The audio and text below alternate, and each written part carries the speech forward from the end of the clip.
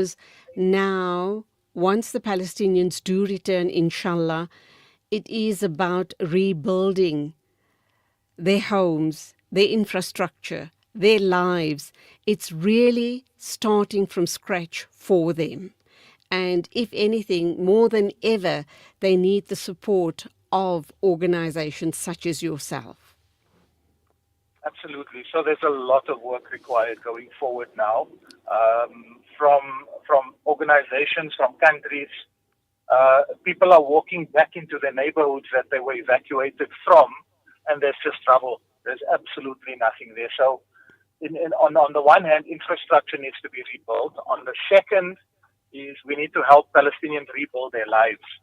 The one major plus is that Allah has blessed the Palestinian people with a level of resilience and Arabic sumud, which is something that other sections of the Ummah, we have those same levels or nowhere near them. So we can use that to build on that and help them to get back on their feet in whichever way they feel is best.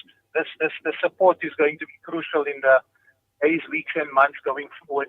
Bearing in mind, just lastly on the ceasefire, the meat of the ceasefire for us is the second phase, when the Israelis need to withdraw their military from Gaza.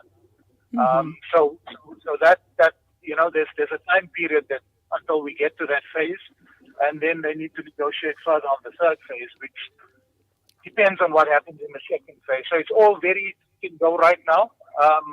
The Mujahideen have delivered on this side, but now we need to see what takes place in the coming days and weeks. Going forward, Khalid, I'm kind of wondering, lots of work has been put in by people like yourself, Social Intifada and other amazing groups, BDS, and a whole host of support groups all around the world for the Palestinian people. We talked about rebuilding their lives, rebuilding their infrastructure. I'm kind of wondering how much more work and effort is going to be put in, and the funding, that's the all-important question, is it not? The funding for the rebuilding of Palestinian people, their lives and their infrastructure. We're going to need lots more governments to get involved to assist in this area. Yes, absolutely. So in terms of infrastructure, that's where we're going to need nation support. And I think already Qatar, who've played a leading part in the negotiations for the last 15 months, they've been very supportive of Palestine for many years. Turkey as well has been a big player. They're probably two of the leading nations that I think would step up. The others would come forward, but they'd come forward with conditions. I have no faith in any of the other governments. They've all got something, of personal interest in there. So in terms of that, I'm sure on a governmental level, those things would be negotiated and worked on. With the big organizations globally that do work for Palestine, and we've got some in South Africa as well, Gift of the Givers, Wings of Mercy, they managed to get aid in on a large scale where they'd be able to load up trucks from Egypt and distribute, whether it's medical aid, foodstuff, whatever's required.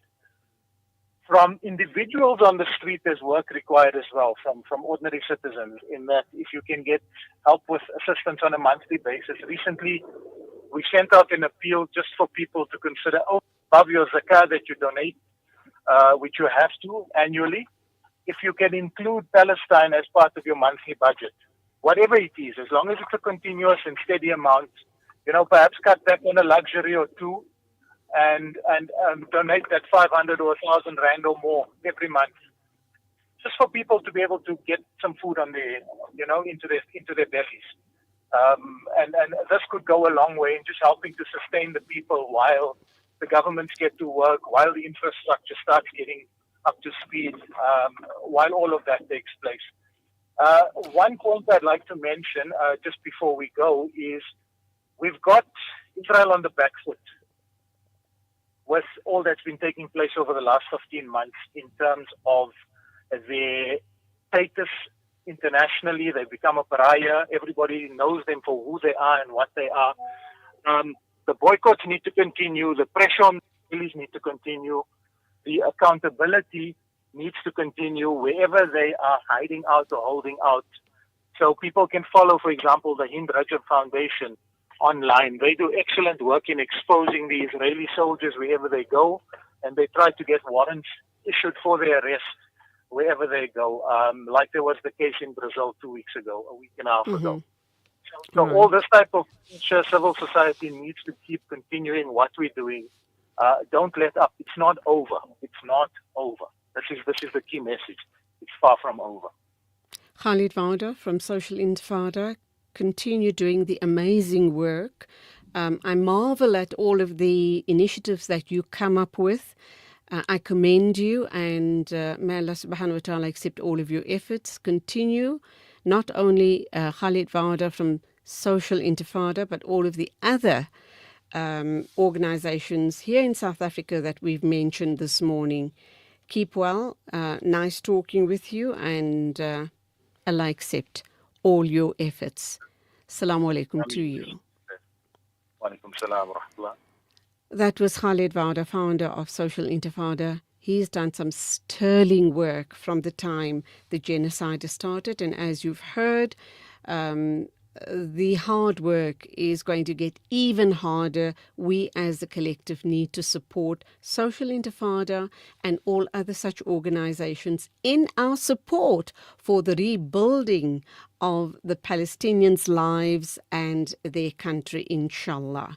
It is exactly 9:48 a.m. News and Views moving along. We're going to be wrapping up by talking with Dr.